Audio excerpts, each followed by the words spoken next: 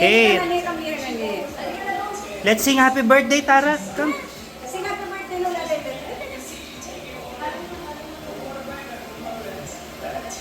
Tara. Yan. Birthday to you. Happy birthday to you. Happy birthday to you. Happy birthday, happy birthday. Happy birthday to you. Blow na. Happy birthday. Wish mo na, wish. And the Lord will always shower upon us His love, peace, and unity in every home that we have. In Jesus' name, Amen. amen. Happy birthday.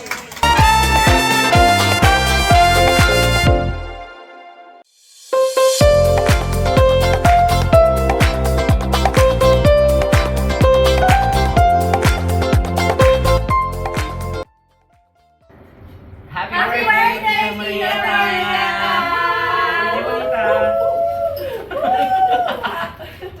Cheers to 18th birthday! Charot! Wishing you good health and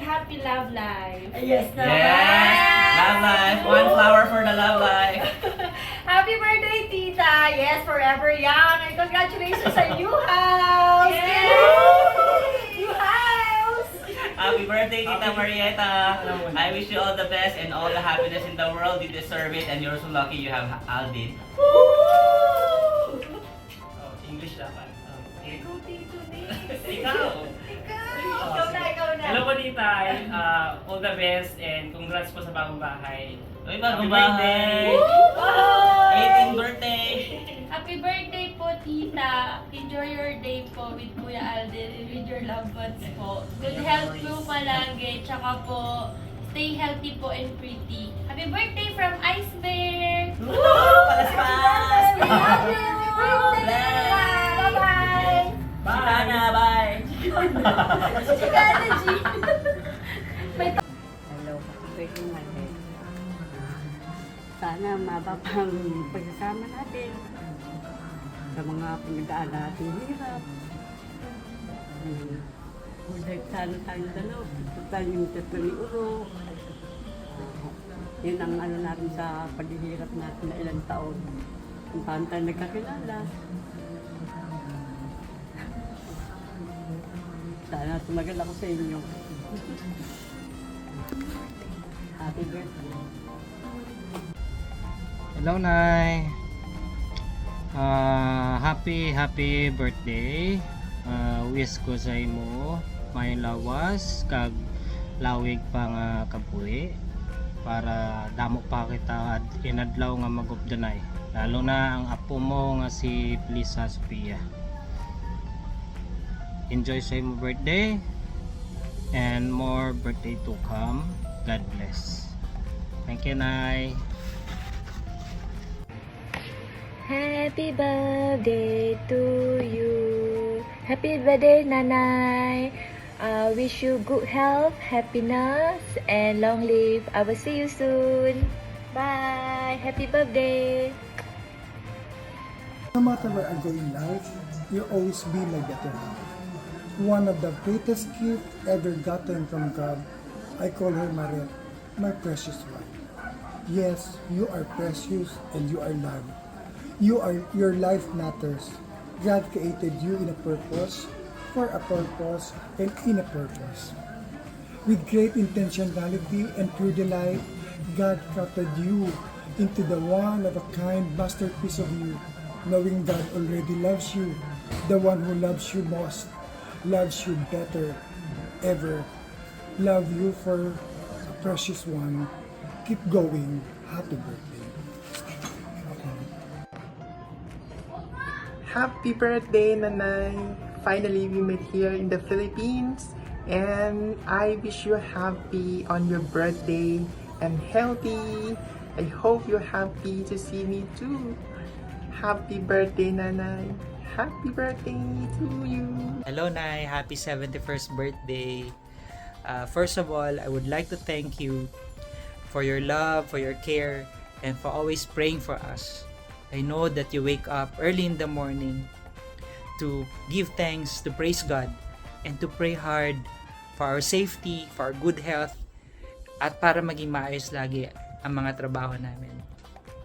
Sobrang laking tulong po nun na sa amin lahat. Secondly, thank you for being my best friend, my best confidant, na napagsasabihan ko lagi ng mga concerns ko, ng mga plans ko. Thank you for always giving me advices, for supporting me. And last but not the least, I pray to God that He will continue to grant you good health, long life, para mas marami pa kayong ma-inspire sa community. Thank you so much, Nay, and I love you so much. Let's celebrate your 71st birthday dito sa bagong blessing sa atin ni God na mas maayos na bahay. Thank you po, and always be happy. Love you. Happy birthday to you. Happy birthday to you. Happy birthday to Lola. Happy birthday to you. Say, happy birthday, Lola. Say, hi. Okay, happy birthday, Nai. See you soon. Love you. Okay. Birthday, Tita Manet. We wish you well, we wish you good health and enjoy your life. We love you so much. Stay healthy, Tita Happy birthday! Hi, Lola Maret. We wish you a good health and sana makasama ka pa namin ng matagalan. And happy birthday! Happy birthday!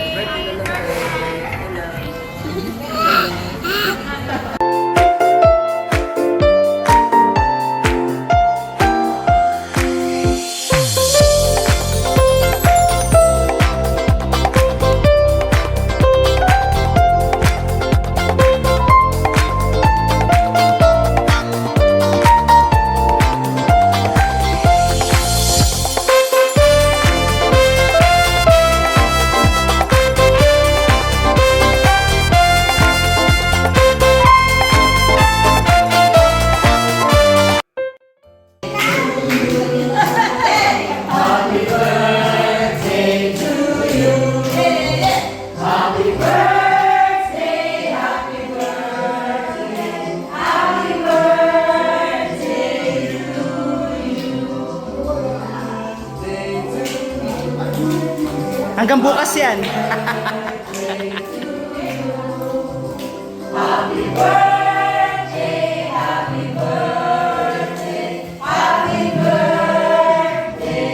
To you. Yay!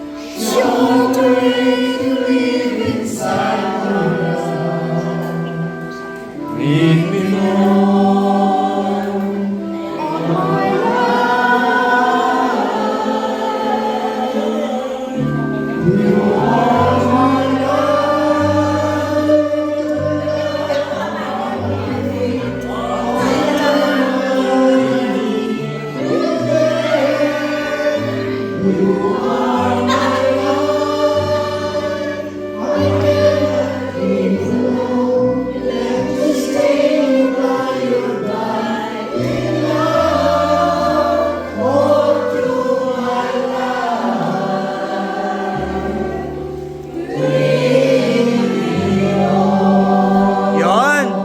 Galing!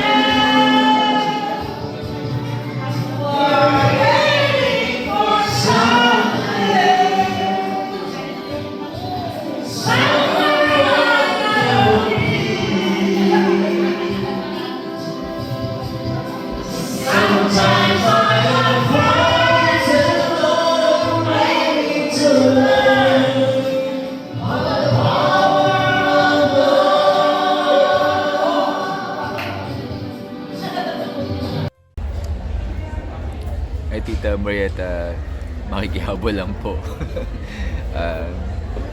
Actually, nasa Pilipinas ako just for a short while.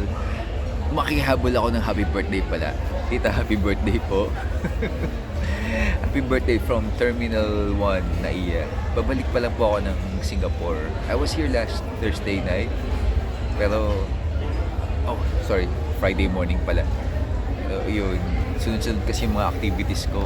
I just had a chat with Aldin na baka makahabol sana ako dyan. Kaso, ayun, sunod-sunod po kasi. But hope you enjoyed your birthday celebration po, Tita. And yes, at this age, I know we're wishing for being stronger every day. So that's my wish for you po. I mean, for you to enjoy your life better. Kailangan mas malakas tayo. Ayun. And keep up with the routine, nice routines. Ayan. Whatever makes you happy po, Tita. Happy birthday!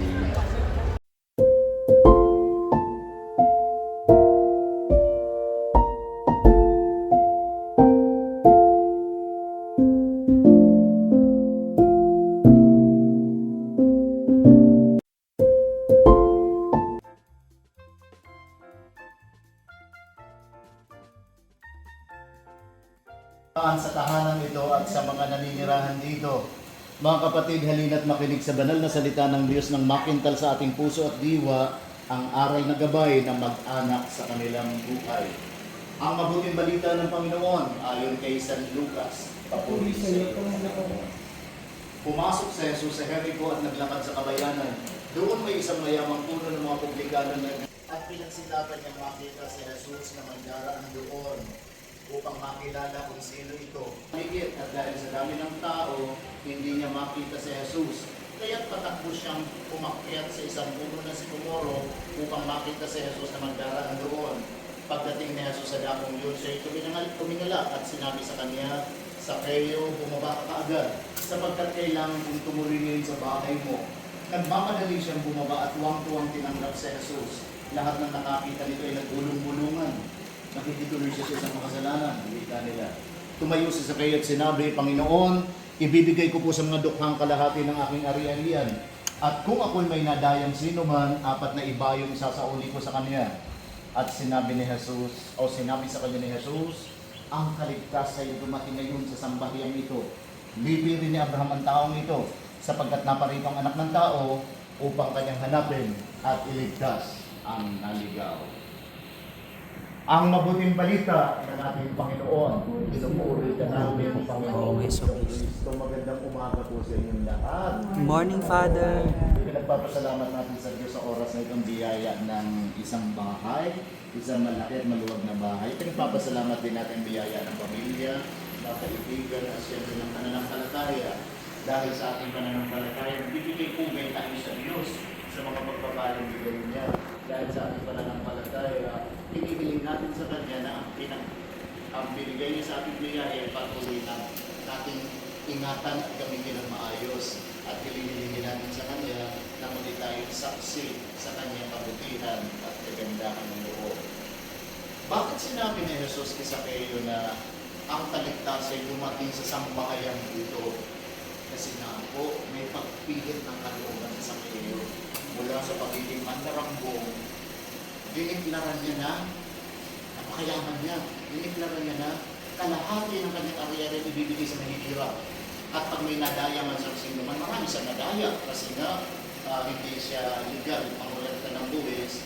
4 na beses niya ibabalik. So kung may nadaya siya 1,000, 4,000 ibabalik niya. Sa madaling salita, walang natira sa kanyang kayamanan. Kasi 50% napunta sa mahihirap. Mula pa ng panahon ni Jesus, bago pa dumating si Jesus, napakarami ng mahirap sa mundo. Kaya nga sabi niya, the poor will always be with you.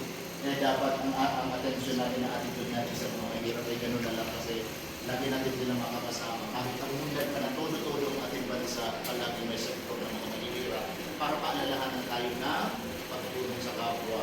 Amen. Dahil sa nabitawan ni Zaccheo, ang buong kayamanan, hindi lang 50%, ito 80%, buong kayamanan niya, nabitawan niya, naging siyang malayang sinunod kay Jesus. Kasi wala na siyang, hindi na siya mag-iisip sa tabi, paano kayamanan ko, baka nakawin, baka malugi, baka may mag-squat doon sa loob ko, baka lumubog sa baha, yung sasakyan ko, di po ba? Kung maraming concern ang mahihirap, marami din po concern ang mayayaman. At ang totoo, mas masarap matulog ang mga mahihirap kasi pagod. Pagod sa trabaho, nakikipaghabulan sa sasakyan. Pero yung pabalik-balik, hindi makatulog. Diba? At mag-iinom na yung kung ano-anong mga magpatulog na na magiging sandik para ang kalusugan niya ay malagay sa peligro. Kaya sinabi ni Jesus na dumating na ang kaligtasan sa sambahayan ito. Amen. Dumating din sa kaligtasan sa sambahayan natin na hindi po pagbabago sa ating mga puso. Amen. Kaya nananatilit tayo doon sa negatibo, sa masama at hindi kalulugin sa Diyos na buhay, naghihintay ang Diyos na kaligtasan sa ating sambahayan. Kaya huwag tayong bumalik sa mga lupa natin. May mga lupa tayong buhay. Huwag natin balikan yun. Hayaan natin na patuloy ang kaligtasan ay mamayari sa ating buhay at sa ating bahay. At magiging tayong saksi sa mga taong nakakasalamuhan natin na yun sa mga pagbubuhay. Natin lang ang kanyang kung paano niya dinadala ang hirap na dala ng kanyang tuhod, na kanyang gawot, di ba? Oo, patuloy na ikibaka. Kasi nga, ang hirap natin sa buhay ay pwede natin ikabit sa naging paghihirap ni Kristo para sa kaligtasan ng marami at para sa ikadadalisay din ng ating kaluluwa. Kaya patuloy natin pasalamatan ang Diyos sa biyaya ng bahay, ng pamilya at ng pananampalataya. At paano bukas ang pintuan na to, ay ganoon din ang ating mga puso sa mga nangangailangan. Amen. Bubuksan sa akyat bahay, at sa mga salisig, at sa mga scammer. Pero dito sa mga legitimong nangangailangan, bubuksan natin. Hindi na natin sila hayaan pang magsabi o kaya humingi. Tatalasan natin ang ating pakiramdam sa mga totoong nangangailangan. At siyempre, ugaliin po natin yung sa kasamang panalangin bago kumain, pagkatapos kumain, bago matulog, at pag may pinahaharap na suliranin ng pamilya. Ugaliin po natin bilang mga Kristiyano na umupo tayo, manalangin, at pag-usapan natin kung ano man yung pagsubok na pinagdadaanan ng pamilya. Hindi yung mag-aaway tayo, magsisisihan tayo, natakpan tuloy yung glory ng 2 gold medal dahil ang nangingibabaw yung away, nakakalungkot. Diyos ko po, nakakalungkot. Kaya kulang yung kasi, dapat nagbubunyi ang buong Pilipinas. Hindi. Nagmamarites ang buong Pilipinas. Ngayon, tandaan din natin na lahat ng mabubuting bagay meron tayo. Amen.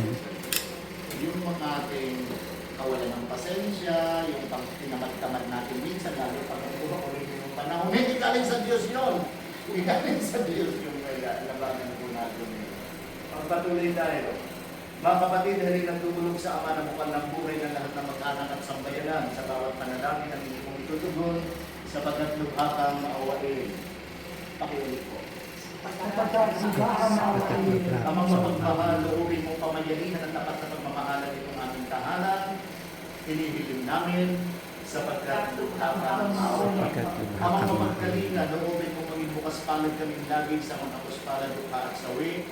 Hinihiling namin sapagkat lubha kang maawain. Amang may kabal, loobin mong maging masigasig kami sa pagpapalaganap ng iyong paghahari. Hinihiling namin kang maawain. Aming Ama, sa iyong pagandahang loob, binigay mo sa amin iyong buhay at pagmamahal. Tangkilikin mo ang iyong namimintuhong angkan, yaman ikaw ang pinagpupunan ng kanilang mabuting pagsasamahan. Hinihiling namin ito sa pamamagitan ng Yesu Cristo kasama ng Espiritu Santo, magpa sa walang hanggan. Amen. Manahan ka, Panginoong Yesu Cristo, sa piling ng mga nagpapasinaya sa bahay na ito at bumibiling ng pagbabasbas sa iyo, upang sa paglagi rito kanilang madama iyong pagkuko, upang sa paglabas dito kanilang makamit ng iyong pagkataguyod, at upang sa pagbalik dito kanilang makaunlangan ng iyong pagpasok hanggang tanay sumapit sa iyong inihandang tahanan sa maligayang pagpisan sa iyong mga sa kalamidad. Nabubuhay kasama ng Espiritu Santo, magpa sa walang hanggan. Amen.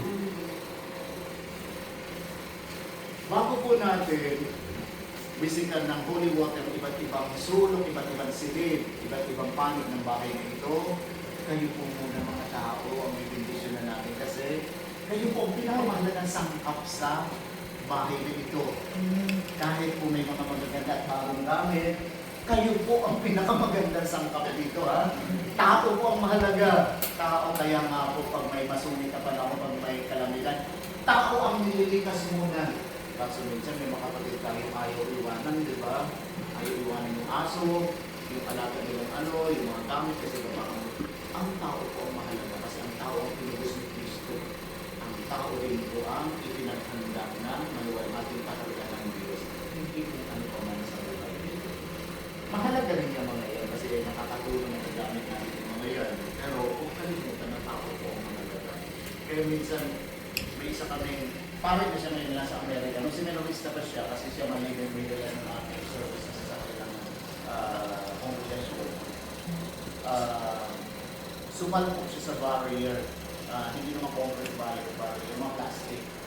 Tapos yung makinis yung takbo niya. Pagdating niya sa bahay, sabi niya sa video, Father, sige, hindi ako.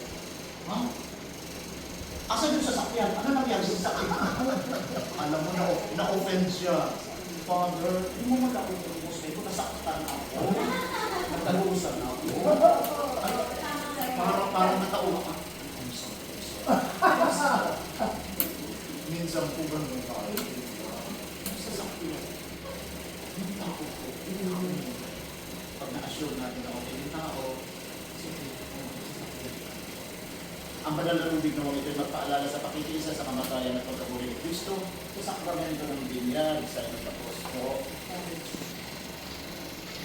Ayan, sige po, unahin po muna natin dito sa baba bago po tayo makikitaas.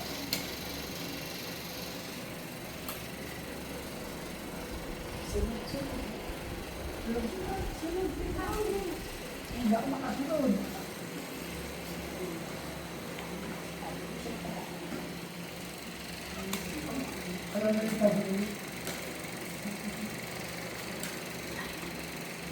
Hindi ko kinaya niya. Hindi ko kinaya.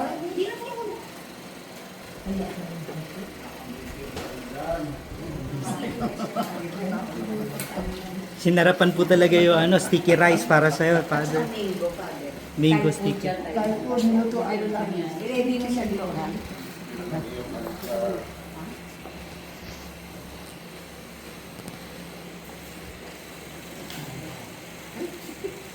Matay.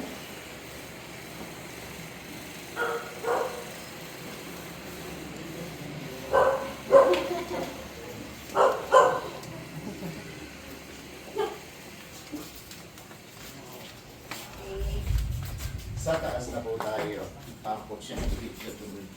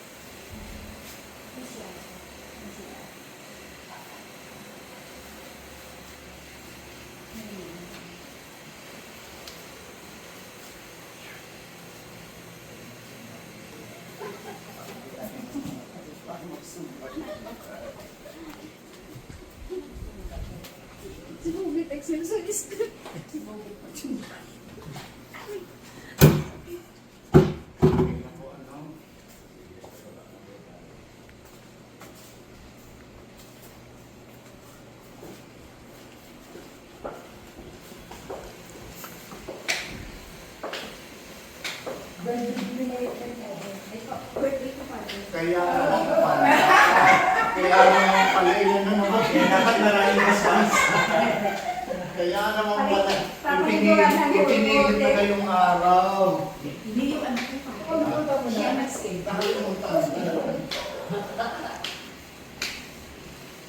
Bilang bayan ng Diyos, sama-sama natin dasalin ang panalangin itinuro ni Kristo. Ama namin, sumasalangit ka, sambahin ang ngalan mo. Mapasa amin ang kaharian mo, sundin ang loob mo dito sa lupa para lang sa langit. Bigyan mo kami ngayon ng kakanin sa araw-araw, kawalan mo sa aming mga sala, para ng pagkakataon namin sa nagkakasala sa amin. At huwag mo kami ipahintulot sa tukso at iyaw kami sa lahat ng masama. Amen. At sa mahal na ina ating didinig ang kanyang panalangin. Muli, sama-sama tayong panalangin. Abagin mo, Maria, na nakukurutan ng grasya, ang Panginoong Diyos ay sumasa iyo. Bukod kang pinagpala sa babae na at pinagpala ng mga anak sa Jesus. Santa Maria, ina ng Diyos, ang nangangako ng kasalanan. Ngayon at tuloy kami ng mga tayo. Ang kapayapaang kaloob ni Kristo ay maghari nawa sa ating puso at ang salita ni Kristo ay manahang lubusan sa ating kalooban upang anuman ang ating ganapin sa salita o sa gawa ay mangyaring lahat sa ngalan ng Panginoon ngayon at magpasawalang hanggan. Bago ko po idaway ang muling bendisyon, natin po itong birthday celebration. Extend niyo po inyong manang kamay sa kanya. Ang mga pangyayari sa lahat, salamat po sa biyaya ng buhay, ng pamilya at ng pananampalataya. Patuloy niyo pong ingatan itong aming kapatid na sa narin upang patuloy niyang maipalangan at maipahayag ang dakilang pag-ibig, awa at kagandahan ng Diyos sa kanyang buhay at upang maakay din ang mga tao sa halimbawa ng tunay na diwa ng paglilingkod. Ingatan mo po siya sa lahat ng araw ng kanyang buhay, sa anumang uri ng panganib na physical at spiritual. Ganun din po ang lahat ng kanyang mahal sa buhay. Patuloy po siyang papatahin sa kanyang pangako sa binyag, naggagawa ng mabuti at lalayo sa lahat ng masama. At salamat din po sa mga biyayang patuloy mo pinagkakalog sa kanya. Ikaw ay Diyos na tapat. Ipagpapatuloy mo po hanggang sa bandang huli ang iyong magandang simulan sa kanya at sa bawat isa sa amin. Nililin namin ito sa ngalan ng Kristo ang aming Panginoon. Amen. Happy birthday to you! Sumainyo ang Panginoon. Pagpalain kayo lahat ng dakilang Diyos. Ama, Anak at Espiritu Santo. Purihin natin ang Diyos. Amen. Amen. Thank you so much.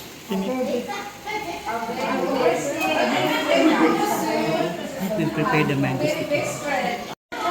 Paano po pag nasa atin yung dulo?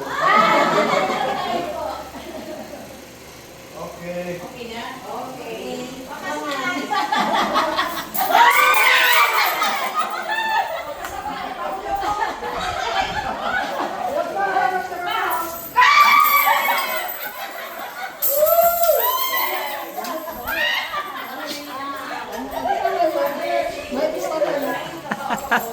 you also take some, yun na.